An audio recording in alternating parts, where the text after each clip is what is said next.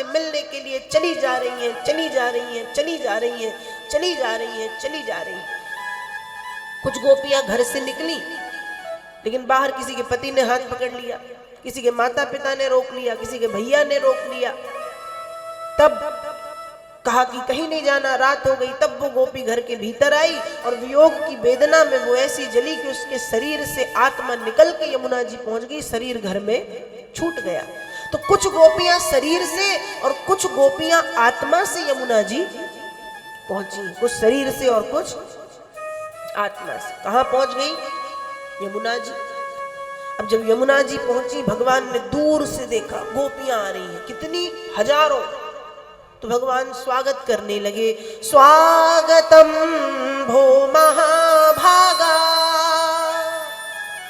प्रियम किम करवाणि चो ब्रजस्या नामयम कश्चित ब्रूतागमन कारणम। भगवान स्वागत कर रहे हैं, स्वागतम भो, स्वागतम भो, स्वागतम भो, स्वागतम भो। गोपियों तुम्हारा स्वागत है, स्वागत है, स्वागत है, स्वागत है, स्वागत है। प्रियम किम करवाणि चो, मैं तुम्हारी क्या सेवा करूं? देखो, गोपियां हैं जीव और कृष्ण है ब्रह्म। ब्रह्म ने जीव का स्वागत किया। होता क्या है, जीव ब्रह्म का स्वागत करता है, लेकिन यहाँ ब्रह्म ने जीव का स्वागत किया है कि स्वागत है, पधारो, आओ। ऐसा क्यों? ऐसा इसलिए क्योंकि आज गोपियों ने कृष्ण में, आज कृष्ण ने गोपियों में गोपियों को नहीं देखा। आज कृष्ण ने गोपियों में ब्रज की शक्तियां देखी। किसको देखा है? ब्रज की शक्तियां। ये गोपियां कौन है? हम कहते तो खूब है गोपी गोपी गोपी। गोपी कौन? गोपी हम आप जैसी कोई साधारण स्त्री नहीं है। गोपी कौन? कहा जब राम जी मिथिला पहुंचे हैं और मिथिला की देवियों ने जब राघव की सुंदरता को देखा है, तो वो एक भजन आता है ना, बड़ा प्यारा है। राम जी जब मिथिला पहुंचे, थोड़ा सा सुनिएगा।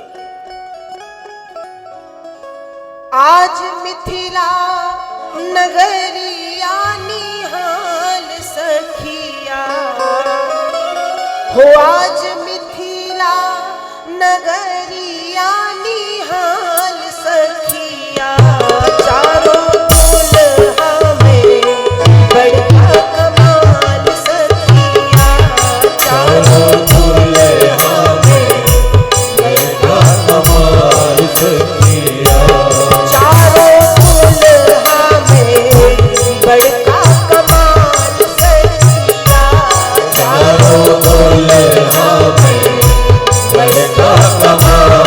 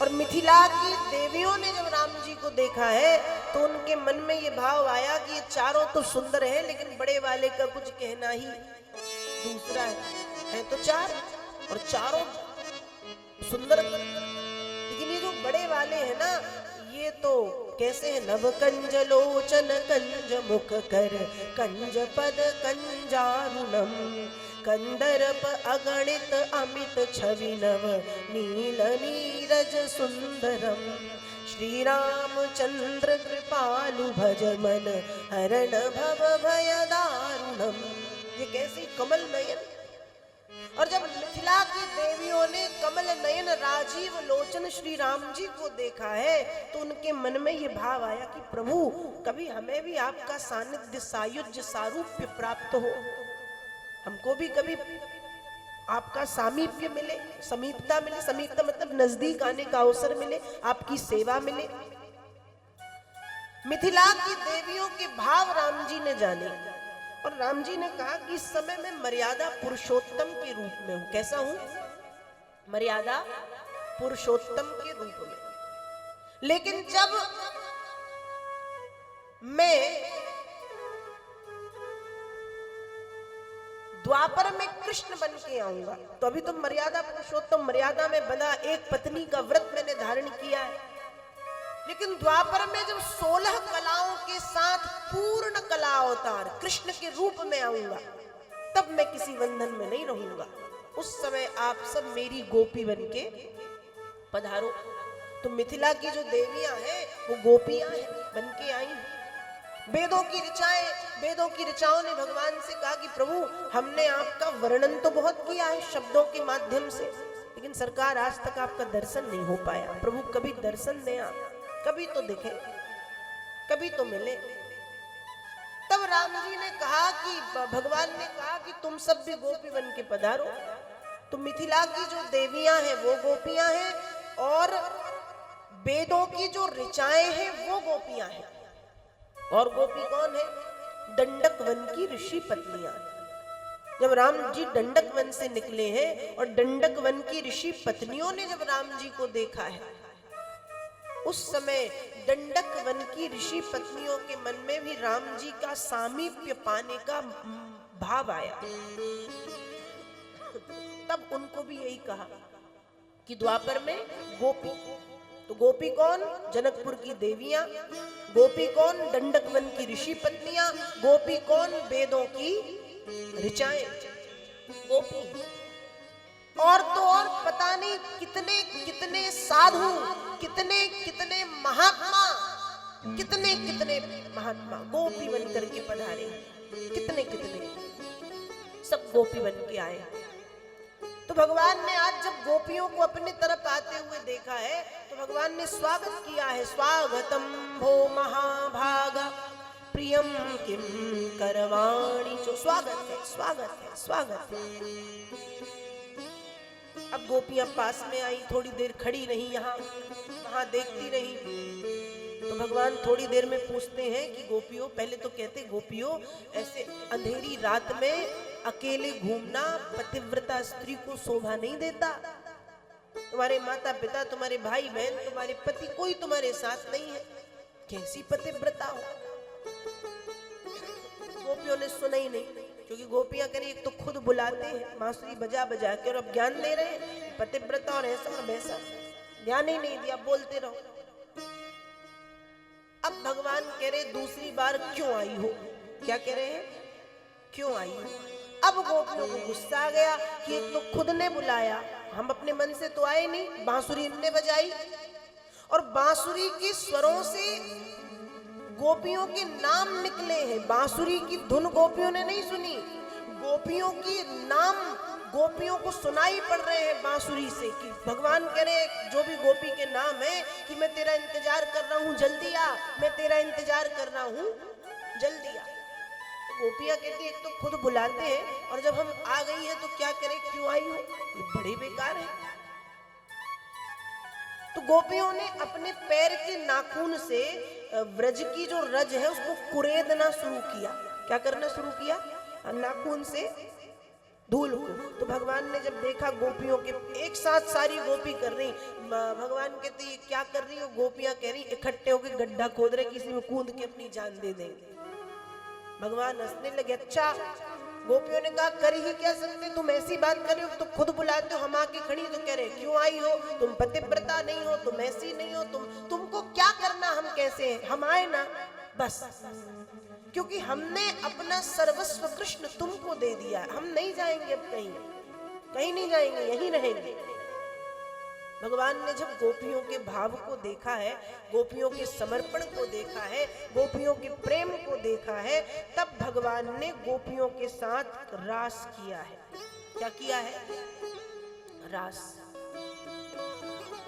और रास में सिर्फ गोपियां हैं और कृष्ण है, सैकड़ों गोपियां हैं और सैकड़ों कृष्ण। हर दो गोपी के बीच में एक कृष्ण है, एक गोपी एक कृष्ण, एक गोपी एक कृष्ण, एक गोपी एक कृष्ण। और भगवान ने रास प्रारंभ किया। और जब रास प्रारंभ किया तो रास करते करते करते करते, स्वाभाविक है किसी को भी, एक सामान्य व्यक्ति को यदि भगवान का सानिध्य मिल जाए तो अहंकार तो आएगा, तो गोपियों को भी आ गया। पर ध्यान रखिएगा, भक्ति के मार्ग में सबसे बड़ी बाधा वही है। जिस दिन ये आ जाए कि हम तो ऐसा करते हैं, हम तो इतना माला करते हैं, हम तो इतने मंदिर जाते हैं, हम तो इतने नियम वाले हैं, हम तो इतने बजे सुबह उठ जाते हैं, नहा के पूजा कर लेते हैं, ऐसा करते, समझ जाओ स्वीकार नहीं होगी भक्ति। भक्त बनने में समय लगता है। भक्त बनने की और भात बनने की प्रक्रिया एक ही है। भात समझ गए ना?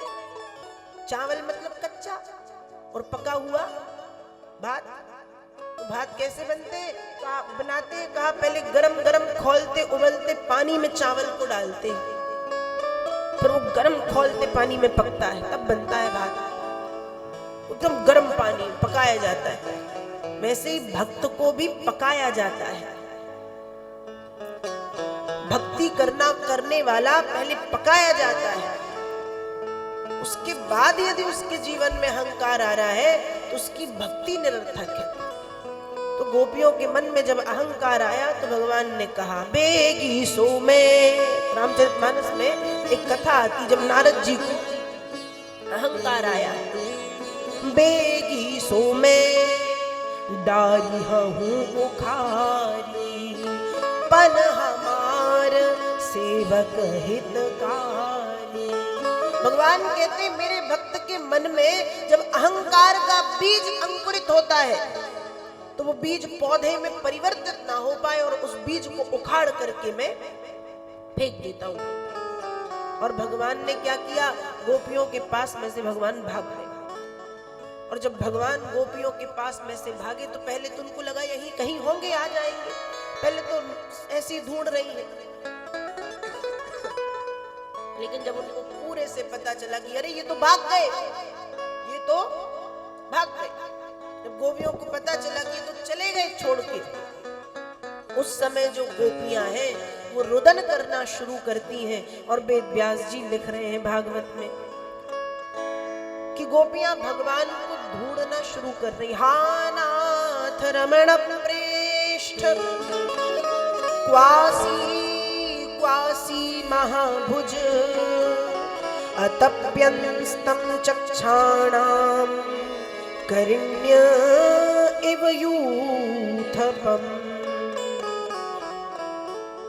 गोपियां हे नाथ हे रमण, हे नाथ हे रमण, हे नाथ कहते हुए भगवान को चारों तरफ घूम रही है। भगवान ढूंढ रही, भगवान नहीं मिले। माँ तुलसी के छोटे छोटे पौधे हैं, उन पौधों से गोपियां कह रही हैं कि क्या आपको कहीं श्याम सुंदर दिख रहे हैं? जो बड़े बड़े वृक्ष हैं उन वृक्षों से कह रही है कि क्या आपको कहीं नीलमणि दिख रहे हैं? भगवान को गोपियां खोज रही हैं, ढूंढ रही हैं, तलाश कर रही हैं, यहाँ वहां भटक रही हैं, रो रही हैं, चिल्ला रही, हे नाथ हे नाथ हे रमण, हे रमण कहाँ गए आप, कह रही हैं। ध्यान रखिएगा, प्रेम में जब तक विरह नहीं होता तब तक प्रेम पुष्ट नहीं होता। बात बहुत गहरी है और बहुत अच्छी है। प्रेम में जब तक विरह नहीं होता तब तक उसमें पुष्टता नहीं आती। पुष्टता मतलब वो बढ़ता नहीं है, पुष्ट नहीं होता। आप किसी से प्रेम कर रहे हैं, चाहे वो संसार का प्रेम हो, चाहे वो संसार के अतिरिक्त वाला भगवत प्रेम है, जब तक आपसे प्रेम करने वाला आपके साथ है उस समय तक तो आपको उसकी कोई कदर नहीं है। आपको लगेगा कदर मतलब अपने ही तो है, पास में ही तो है, कहां जाएगा। लेकिन यदि वो दूर चला जाए तब पता चलता है। तो प्रेम में विरह जरूरी है, क्योंकि विरह प्रेम को पुष्ट कर देता है, बढ़ा देता है। और जब तक गोपियों के पास कृष्ण है तब तक गोपियों को क्या लग रहा, मेरा ही तो है, कहां जाएगा। गोपियों ने भगवान को सरलता में ले लिया।